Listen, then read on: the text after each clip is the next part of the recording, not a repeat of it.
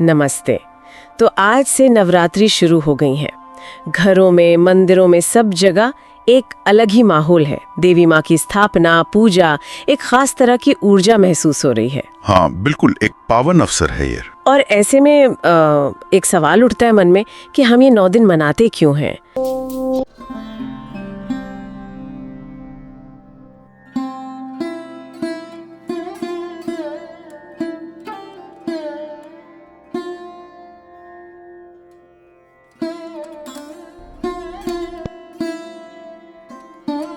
मतलब नवरात्रि का असल मतलब क्या है? और आज पहला दिन है तो माँ शैलपुत्री की पूजा क्यों होती है? उनका क्या महत्व है? तो आज हम इन्हीं सब पर थोड़ी गहराई से बात करने की कोशिश करेंगे, जो भी जानकारी हमारे पास है उसके आधार पर। बिल्कुल बिल्कुल। और ये समझना जरूरी है कि नवरात्रि सिर्फ 9 दिन का कोई त्योहार या व्रत नहीं है। ये देवी के 9 अलग अलग रूपों को, उनकी शक्तियों को, उनके संदेशों को समझने का एक गहरा आध्यात्मिक अवसर है। हर दिन एक विशेष देवी रूप को समर्पित है और हर रूप हमें जीवन का कोई महत्वपूर्ण पाठ सिखाता है। और ये जो यात्रा है ना, इसकी शुरुआत, इसकी नींव वो माँ शैलपुत्री के पूजन से होती है। अच्छा, तो ये क्रम भी महत्वपूर्ण है कि शुरुआत यहीं से क्यों? हाँ बिल्कुल। पर पहले थोड़ा सा ये नवरात्रि शब्द पर ही रुकते हैं। 9 रातें, ये तो सीधा मतलब हुआ, पर रातें ही क्यों? इसका कोई गहरा मतलब भी है क्या? जैसे दिन क्यों नहीं? हाँ, ये अच्छा सवाल है। देखिए, नवरात्रि मतलब 9 रातें। रात का समय जो है ना, वो अक्सर आत्ममंथन से, ठहराव से और अंदरूनी बदलाव से जुड़ा होता है। अच्छा। दिन भर की भागदौड़ के बाद रात में हम थोड़ा ठहरते हैं, अपने अंदर झांक पाते हैं। और अगर आध्यात्मिक नजरिए से देखें तो रात अज्ञान के अंधेरे का भी प्रतीक है। तो देवी की पूजा उस अंधेरे को हटाकर ज्ञान और शक्ति का प्रकाश लाने के लिए एक तरह का आह्वान है। ये 9 रातें उस अंदरूनी संघर्ष और जीत का प्रतीक हैं, जो एक साधक देवी की कृपा से अज्ञान पर पाता है। तो ये शुद्धि का, नवीनीकरण का समय है। वाह, ये तो बहुत ही गहरा मतलब है। रात यानी आत्ममंथन और अज्ञान पर विजय। हाँ। अच्छा, तो इस आध्यात्मिक यात्रा की जो पहली सीढ़ी है वो है माँ शैलपुत्री। नाम तो काफी सीधा लगता है। शैल मतलब पर्वत, पुत्री मतलब बेटी, पर्वतराज हिमालय की बेटी। सही। माँ शैलपुत्री पर्वतराज हिमालय की ही कन्या है। पर कहानी सिर्फ इतनी नहीं है। यहाँ उनका जो पिछला जन्म था वो भी समझना जरूरी है। अच्छा। अपने पिछले जन्म में वे प्रजापति दक्ष की पुत्री थी, सती। और दक्ष जो थे वो भगवान शिव को कुछ खास पसंद नहीं करते थे, पर सती ने अपने पिता की इच्छा के खिलाफ जाकर शिव जी से विवाह किया। हाँ, ये कहानी तो सुनी है मैंने। दक्ष ने फिर एक बहुत बड़ा यज्ञ किया था और शिव सती को बुलाया नहीं था। बिल्कुल। और सती जब बिना बुलाए वहां पहुंची तो दक्ष ने शिव जी का बहुत अपमान किया। ये अपमान सती सह नहीं पाई और उन्होंने उसी यज्ञ की अग्नि में खुद को समर्पित कर दिया, आत्मदाह कर लिया। वही सती फिर अगले जन्म में हिमालय और मैना की पुत्री पार्वती के रूप में जन्मी।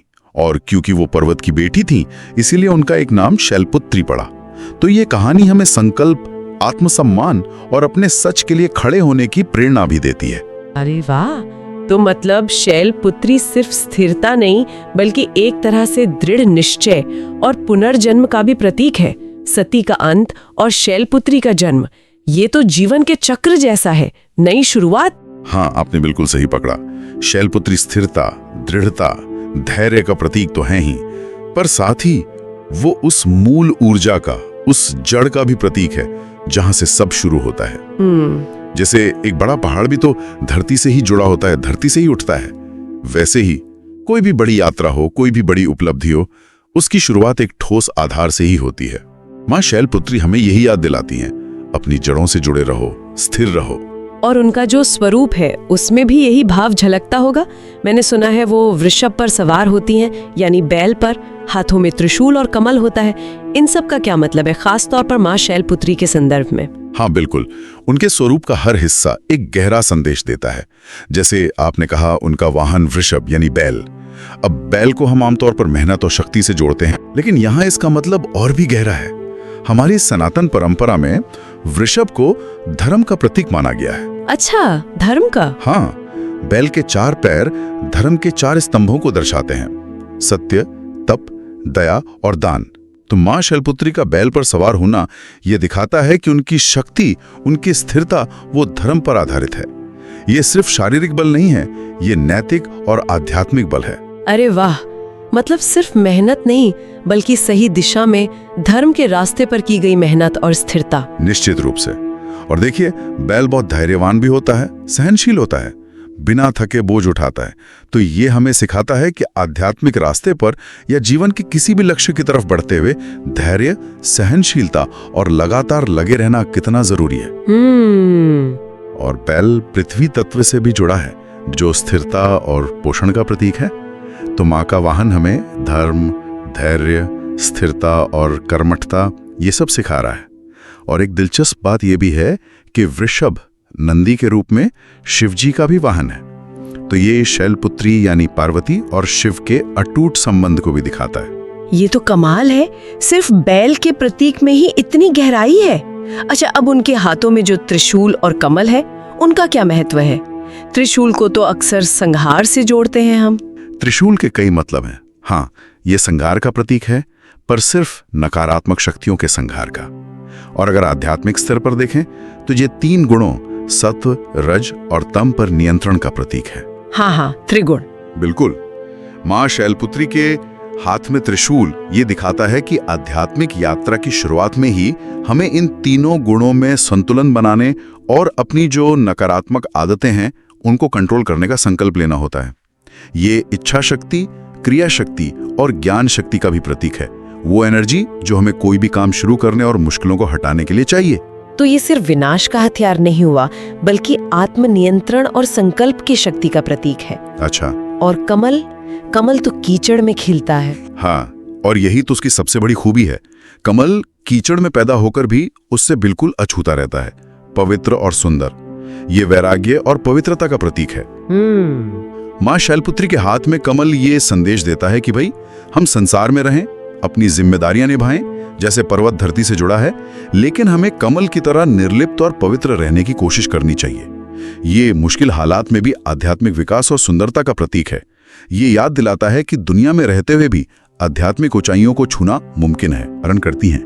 ये भगवान शिव का भी आभूषण है। चंद्रमा मन का, भावनाओं का प्रतीक है।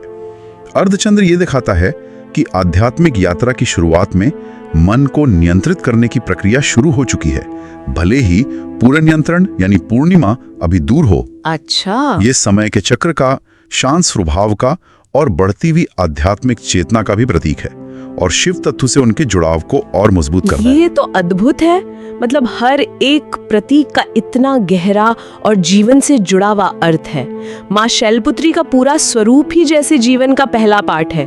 स्थिर रहो, धर्म पर चलो, संकल्प लो, पवित्र रहो और मन को साधना शुरू करो। बिल्कुल, और यही वजह है कि नवरात्रि के पहले दिन माँ शैलपुत्री की पूजा होती है।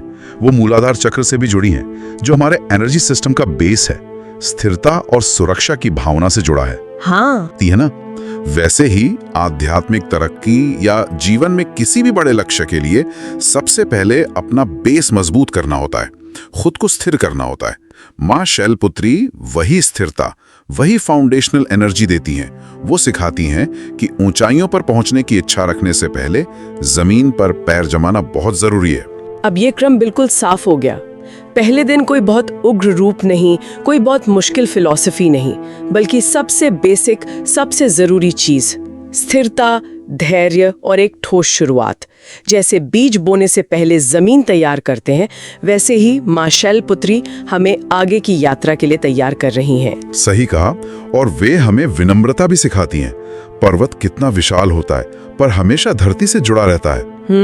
शैलपुत्री हमें याद दिलाती हैं कि शक्ति और दृढ़ता के साथ साथ विनम्रता और अपनी जड़ों से जुड़े रहना भी उतना ही जरूरी है। बिना आधार के शक्ति अहंकार बन सकती है, लेकिन आधार के साथ शक्ति स्थिरता और सुरक्षा लाती है। ये जानना वाकई में आंखें खोलने वाला है। हम अक्सर नवरात्रि को बस एक त्योहार या परंपरा की तरह मना लेते हैं, लेकिन हर दिन हर देवी का रूप जीवन जीने का एक तरीका सिखा रहा है। और माँ शैलपुत्री का संदेश तो शायद आज के समय में और भी ज्यादा जरूरी है।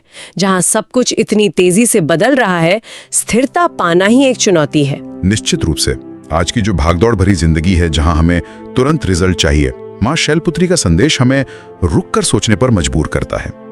क्या हम कोई भी नया काम, कोई नया रिश्ता या कोई नया लक्ष्य शुरू करने से पहले खुद को स्थिर करते हैं? क्या हमें वो धैर्य है, या हम बस नींव बनाने की बजाय सीधे छत डालने की कोशिश में लग जाते हैं? माँ शैलपुत्री हमें उसी धैर्य, उसी स्थिरता और जमीन से जुड़े रहने के महत्व की याद दिलाती हैं, जो किसी भी सफल और सार्थक कोशिश की पहली शर्त है। तो आज हमने नवरात्रि की पहली देवी माँ शैलपुत्री के महत्व को गहराई से समझा।